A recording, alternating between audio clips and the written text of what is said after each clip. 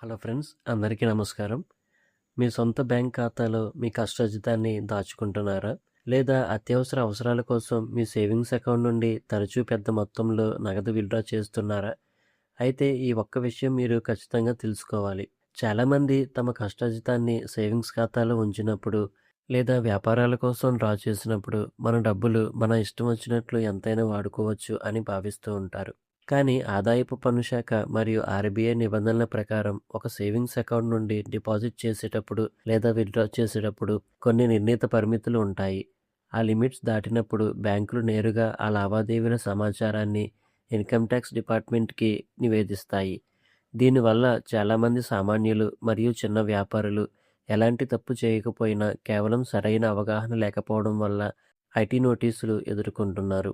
అసలు ఒక సంవత్సరంలో మీ సేవింగ్స్ అకౌంట్‌లో ఎంత క్యాష్ డిపాజిట్ చేయవచ్చు? ఎంత విత్‌డ్రా చేస్తే బ్యాంకులు ట్యాక్స్ డిపార్ట్మెంట్‌కు కంప్లెయింట్ ఇస్తాయి? ఎలాంటి నోటీసులు రాకుండా మీ డబ్బును లీగల్‌గా మరియు సేఫ్‌గా ఎలా మెయింటైన్ చేయాలి? అనే ప్రతి ఒక్క ఇంట్రెస్టింగ్ విషయాన్ని ఈ వీడియోలో చాలా క్లియర్‌గా తెలుసుకుందాం. అయితే వివరాల్లోకి వెళ్ళే ముందు నాదొక చిన్న మనవి. ఇలాంటి ప్రాక్టికల్ మనీ టిప్స్ ప్రతిరోజు మీకు చేరాలంటే వెంటనే మన ఛానల్‌ను సబ్స్క్రైబ్ చేసుకోండి. అలాగే ఈ వీడియోని లైక్ చేసి మీ ఫ్రెండ్స్‌కి కూడా షేర్ చేయండి. ముందుగా అసలు బ్యాంకులు మీ ఖాతాలోని లావాదేవీలను ఐటీ శాఖకు ఎప్పుడు రిపోర్ట్ చేస్తాయో చాలా స్పష్టంగా అర్థం చేసుకుందాం. ఆదాయపు పన్ను చట్టాల ప్రకారం ప్రతి బ్యాంక్ కూడా ఒక ఆర్థిక సంవత్సరంలో జరిగే పెద్ద పెద్ద ట్రాన్సాక్షన్‌లు స్పెసిఫైడ్ ఫైనాన్షియల్ ట్రాన్సాక్షన్స్ విభాగంలో నమోదు చేయాల్సి ఉంటుంది.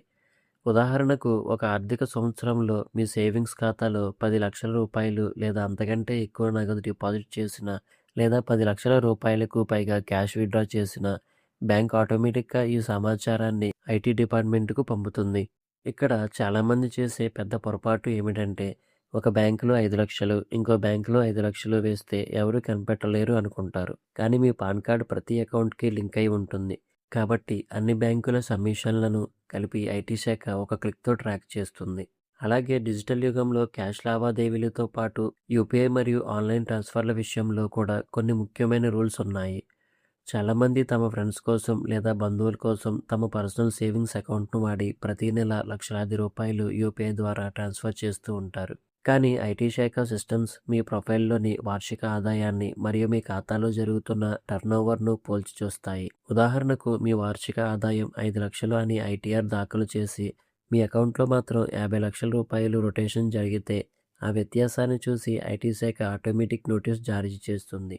మీ అకౌంట్ ద్వారా జరిగిన ప్రతి రూపాయి లావాదేవీకి ఇది ఎక్కడి నుండి వచ్చింది అనే స్పష్టమైన సోర్స్ ఆఫ్ ఇన్కమ్ చూపించాల్సిన బాధ్యత మీ పైనుంటుంది. ఇక చిన్న వ్యాపారులు మరియు ఫ్రీలాన్సర్లు చేసే మరొక పెద్ద పొరపాటు కరెంట్ అకౌంట్ వాడకుండా సేవింగ్స్ అకౌంట్ను బిజినెస్ కోసం వాడటం.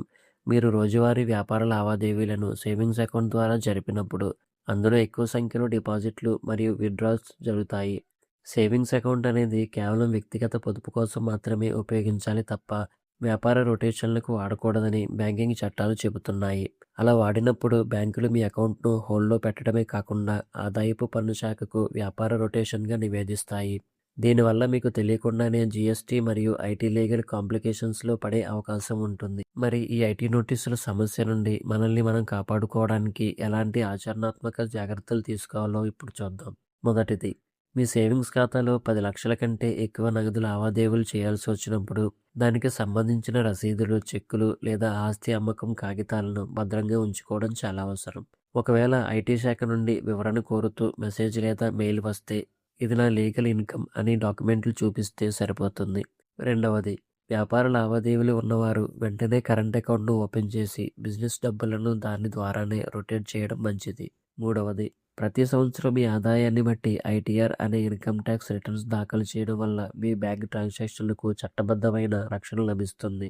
మన బ్యాంక్ ఖాతాలో మనం చేసే ప్రతి చిన్న లావాదేవీ కూడా డిజిటల్ రికార్డులలో నమోదవుతుంది అనే స్పృహ మనకు ఉండాలి. సరైన అవగాహనతో చట్టబద్ధమైన పద్ధతుల్లో బ్యాంకింగ్ లావాదేవీలు నిర్వహించడం వల్ల మన కష్టార్జితాన్ని ప్రశాంతంగా అనుభవించవచ్చు. మరి మీ సేవింగ్స్ ఖాతాలో ఎప్పుడైనా పెద్ద మొత్తంలో డిపాజిట్ లేదా విత్‌డ్రా చేశారా? ఐటీ నోటీసుల గురించి మీకున్న సందేహాలు ఏమిటి? మీ అభిప్రాయాలను కింద కామెంట్ సెక్షన్‌లో తప్పకుండా కామెంట్ చేయండి. ఈ వీడియోలోని సమాచారం మీకు ఉపయోగకరంగా అనిపిస్తే వెంటనే లైక్ చేయండి. అలాగే మీ ఫ్రెండ్స్ అండ్ ఫ్యామిలీ మెంబర్స్‌కు కూడా ఉపయోగపడేలా వారితో ఈ వీడియోను షేర్ చేయండి. మన ఛానల్‌ను ఇంకా సబ్స్క్రైబ్ చేసుకోకపోతే వెంటనే సబ్స్క్రైబ్ చేసుకొని బెల్ ఐకాన్‌ను యాక్టివేట్ చేసుకోండి. మరో ఆసక్తికరమైన ఫైనాన్స్ అప్డేట్‌తో మళ్ళీ కలుద్దాం.